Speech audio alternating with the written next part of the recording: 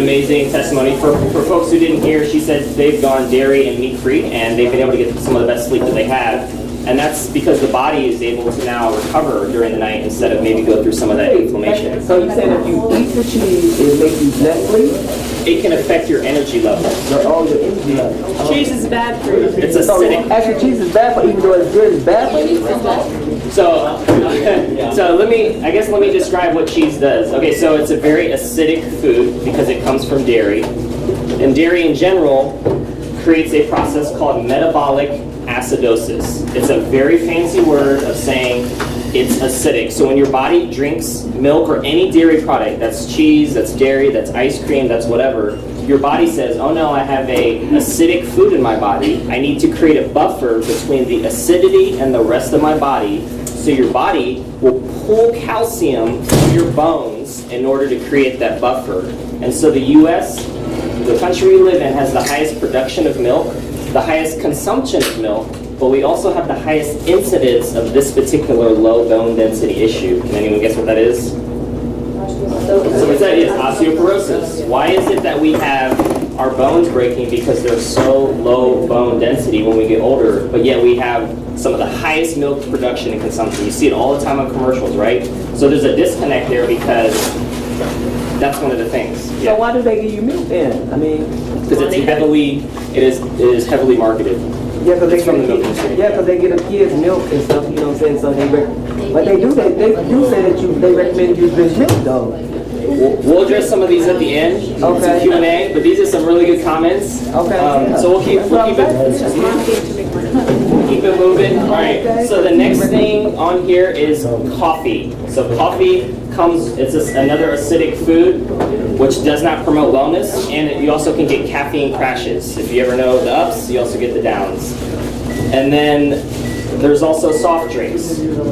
So those are acidic. They come with empty calories if they're the full calorie ones, or if they're diet. They have a neurotoxin called aspartame. They move to sucralose, which is kind of going from worst to bad, which is slightly better, but it's still not good for the brain either way. What about the energy drinks? Same things. So if they're diet, then they have a neurotoxin called aspartame, or sucralose, which is not good. It's an artificial sweetener. So it's not good for you to drink the energy. Nope. They're not good for the brain. So now we're going to talk about some natural solutions, because you're probably been like, all right, man, that's a lot of stuff that I do, or hopefully in the future. But if it's not you, all right. So anyone heard of the concept vibrational frequencies? Everyone, like that song, giving off good vibrations, all that stuff. Oh, nice. The singing portion will come next, so that's good. All right. So when you look at what is the lowest vibrational frequency, what will bring you down, it's processed, canned, and GMO foods, genetically modified organisms. Those are the lowest vibrational frequency from a molecular standpoint. We're going into like our chemistry class briefly. We're not staying there. Okay? Then the next thing that's the low on the vibrational frequency is chicken and steak. Wait a minute, chicken? Wait a minute. Hold on, come on now. I love that dirty bird. All right. I just ate some chicken. Wait a minute. So you have to think about this. Why is it low on the vibrational frequency? Number one, your body has to take this fibrous tissue and turn it into a liquid. Can you imagine a blender how hard a blender has to work to blend something to a smooth consistency? Your body has to do that. And it takes a lot of energy. And so because it takes energy, that means you're not going to have that energy. So that's one reason why that energy is lower. The next thing, when you look at a healthy human, we are 62 to 68 megahertz of energy you're giving off. So that song, giving off good vibrations, you're giving off good vibrations if you're giving off 62 to 68 megahertz of energy. And the singing can continue, right? So when you look at what raises your vibrational frequency, right? So we know what kind of brings it down. Green foods. Anyone have a green smoothie before? I just had one yesterday. Did you have green? Okay, Yes, it was really good. Was it good? Okay. Yeah, so green smoothies raise your vibrational frequency, or green juices, as we'll talk about. And those green juices, so green foods in general, like kale, collard greens, spinach, those are 70 to 90 megahertz of energy. But when you look at what's the highest, 250 megahertz of energy, it's the green juices, the spirulina, the chlorella. Some of that stuff, like spirulina chlorella, tastes like ocean. But if you put them in a green smoothie that has like fruits and stuff in it, it's That's not why I bad. say, what about the fruit? Yeah, it's good. So that is what's going to raise your vibrational frequency up the most. And actually, if you take a scoop of spirulina, you can see it has like little static electricity almost coming off the little scoops. So it's really high in energy. So that's really, really good for you. All right. Anyone heard of the Oxford China study? Oxford China study? No? Yes? Okay. Nobody. Okay, so first time. So the study showed that a 95% or more plant-based diet correlated to extremely low heart disease, cancer, and autoimmune disease rates.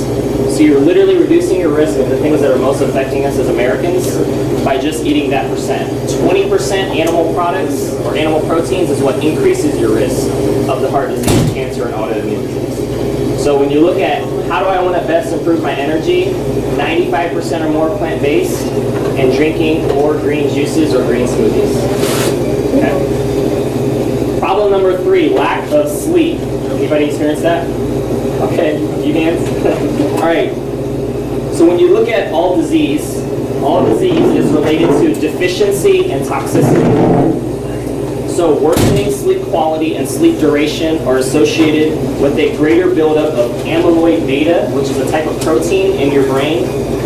And then the failure of the brain to keep itself clean, especially at night, is when your brain cleans itself, can lead to the conditions that can cause Alzheimer's. So if you know somebody that has Alzheimer's, it's basically when you have trouble with your memory. Have you ever seen TV, the show Hoarders, where there's tons of stuff in the house? If you tell that person, hey, go find your shoes, they're going to be like, under which pile, right? That's the same thing with our brain. If we have a lot of buildup of stuff because we're not getting the proper amount of sleep, it's going to be hard for us to recall things and hard with memory. So it's the same principle. You want to get enough sleep so that you have better memory and doesn't lead to other worsening conditions in the future. So the natural solution, right here, right next to it, is getting 7 to 9 hours of sleep each night. How many of you were able to get that? Some? Okay. It's hard. Like, I didn't get that last night because I was like thinking of other projects and stuff that I was doing. But when you can get that, because what happens is if you don't get that, you're always behind.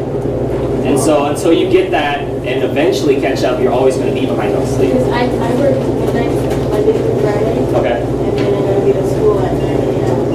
So Okay. by the time I'm out of work here, get out of here at 5:30, let's go pick my daughter up, study, do my homework, and I got to be at work here. Okay. So I don't know when I'm ever going to find her. Besides the weekends. Okay. So it's tough to get that number, and you're basically saying it's going to be challenging if you're ever, well, at least until this season is over. But yeah, so